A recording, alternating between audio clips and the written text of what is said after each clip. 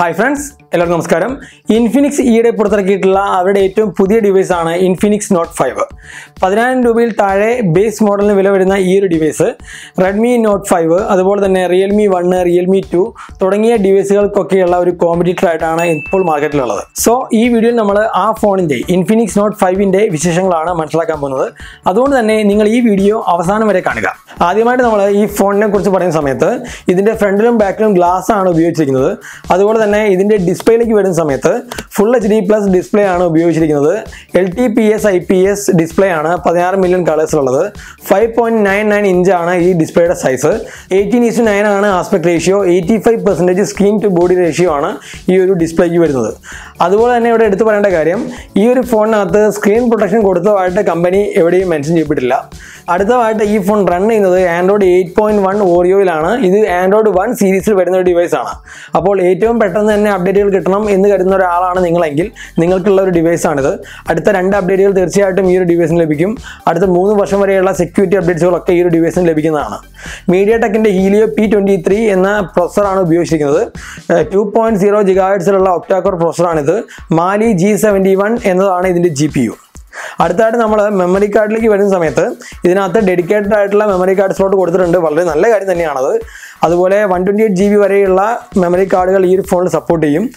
Internal സ്റ്റോറേജിലേക്ക് വരുന്ന സമയത്ത് 3 GB റാമിൽ 32 GB internal storage, 4 GB റാമിൽ 64 GB internal storage എന്നിങ്ങനെ 2 വേരിയന്റ് ആയിട്ടാണ് ഈ ഡിവൈസ് വരുന്നത്. അടുത്തായിട്ട് പറയാനുള്ളത്, ഈ ഫോണിനകത്ത് ഡുവൽ വോൾട്ടേജ് സപ്പോർട്ട് ചെയ്യുന്നുണ്ട്.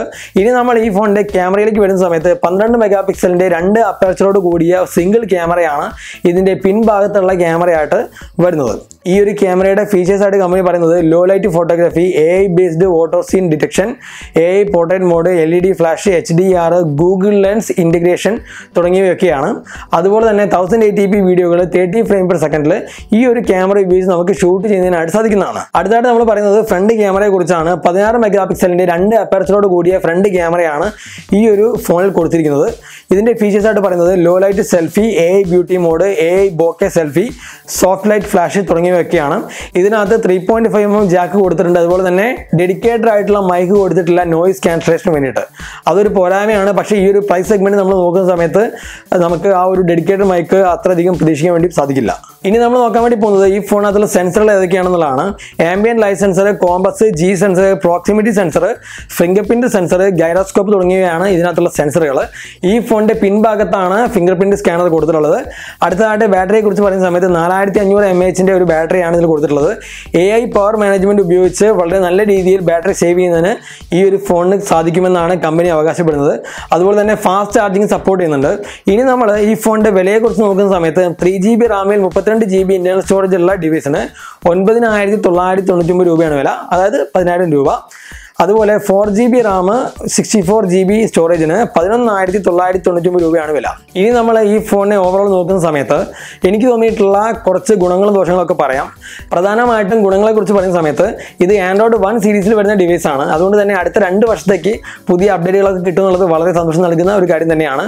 പ്രത്യേകിച്ച് ഒരു സ്റ്റോക്ക് ആൻഡ്രോയിഡ് എക്സ്പീരിയൻസ് നമുക്ക് ഈ ഒരു ഡിവൈസിൽ നമുക്ക് കാണാൻ വേണ്ടി സാധിക്കും.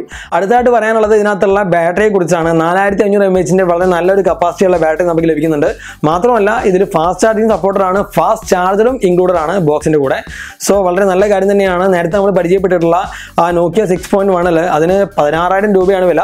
ഒപ്പം അതിനകത്ത് ഫാസ്റ്റ് ചാർജിങ് സപ്പോർട്ട് ചെയ്യുന്നുണ്ടെങ്കിലും ഫാസ്റ്റ് ചാർജർ കമ്പനി കൊടുത്തിട്ടില്ല. എക്സ്ട്രാ ഒരു 1,500 രൂപ കൊടുത്തിട്ട് നമ്മളൊരു ഫാസ്റ്റ് ചാർജർ വാങ്ങേണ്ട അവസ്ഥ കൂടെ അവിടെ ഉണ്ട്. ആ ഒരു പ്രശ്നം എന്തായാലും നമുക്ക് ഈ ഒരു ഡിവൈസിൽ കാണാൻ വേണ്ടി സാധിക്കുന്നില്ല. അടുത്തായിട്ട് പറയാനുള്ളത് ഇതിന്റെ ലുക്കാണ്. വളരെ നല്ല ഒരു പ്രീമിയം ലുക്ക് തന്നെയാണ് ഈ ഒരു ഡിവൈസിനുള്ളത്.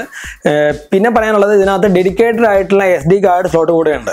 അപ്പോൾ നിങ്ങളുടെ കയ്യിൽ ഒരു 10,000 രൂപയ്ക്ക് ബഡ്ജറ്റ് ഉണ്ടെങ്കിൽ നിങ്ങൾക്ക് ഒരു ഫോൺ വാങ്ങാവുന്നതാണ്. ഡെഡിക്കേറ്റഡ് ആയിട്ടുള്ള SD കാർഡ് സ്ലോട്ട് ഉള്ളതുകൊണ്ട് 2 സിം കാർഡുകളും ഒപ്പം മെമ്മറി കാർഡും ഇതിനകത്ത് വളരെ ഈസി ആയിട്ട് നമുക്ക് യൂസ് ചെയ്യുന്നതിനായിട്ട് സാധിക്കുന്നതാണ്. അടുത്തായിട്ട് എനിക്ക് തോന്നിയിട്ടുള്ള ചില ഡിസഡ്വാൻറ്റേജസ്, ഇതിനകത്ത് ഈ ഒരു ബോക്സിനകത്ത് ഇയർഫോൺ കൊടുത്തിട്ടില്ല എന്നുള്ളതൊരു പോരായ്മയായിട്ട് എനിക്ക് തോന്നുന്നുണ്ട്.